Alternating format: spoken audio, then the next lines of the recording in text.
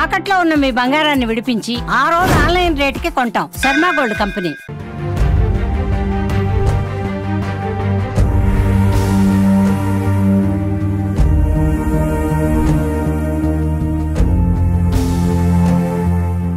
నా పేరు తిరుమలేష్.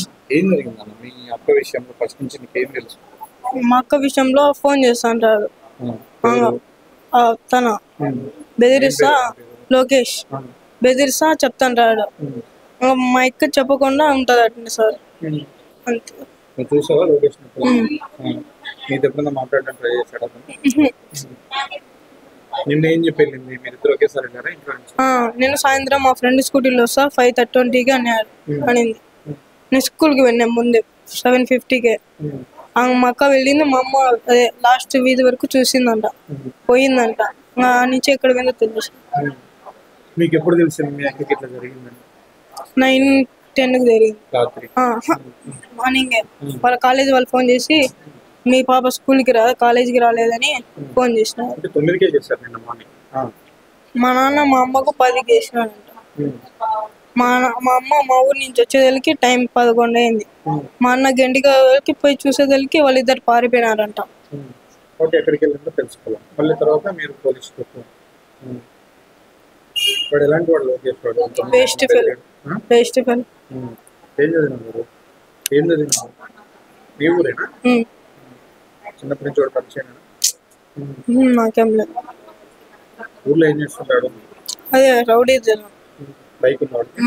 వాళ్ళ అమ్మ నాన్న ఏం చేస్తారు? వాళ్ళు పట్టించుకోరు. ఏం చేయాలంటే చంపాల.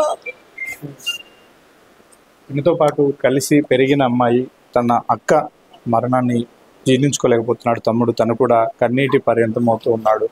ఒక జులై ఎదవ చేసిన పనికి తన అక్కను బలి తీసుకున్నారు. నిన్న ఇద్దరము కలిసే బయటికి వెళ్ళాము. నేను స్కూల్కి వెళ్ళాను, మా అక్క కాలేజీకి వెళ్ళింది. వీధి చివరి వరకు కూడా మా అమ్మ చూసింది, కాలేజీ వైపే వెళ్ళింది.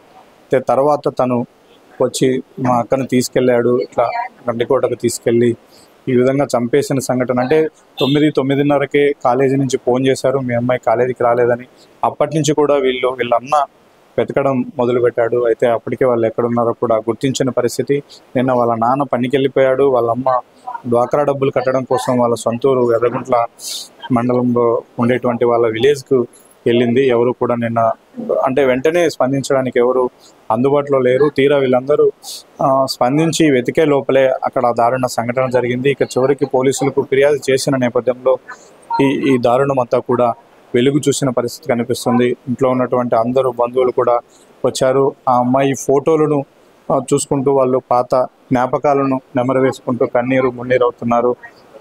ఇంత అల్లారు ముద్దుగా పెంచుకున్నటువంటి ఈ బంగారు తల్లిని ఒక నీచుడు చిదిమేసిన సంఘటన కూడా వాళ్ళందరూ జీర్ణించుకోలేకపోతున్నారు. కఠినంగా శిక్షించాలి. తమ అక్కను, తమ కూతుర్ని ఇబ్బంది పెట్టి ప్రాణాలు తీసినటువంటి వాటిని కఠినంగా శిక్షించాలని చెప్తూ ఉన్నారు.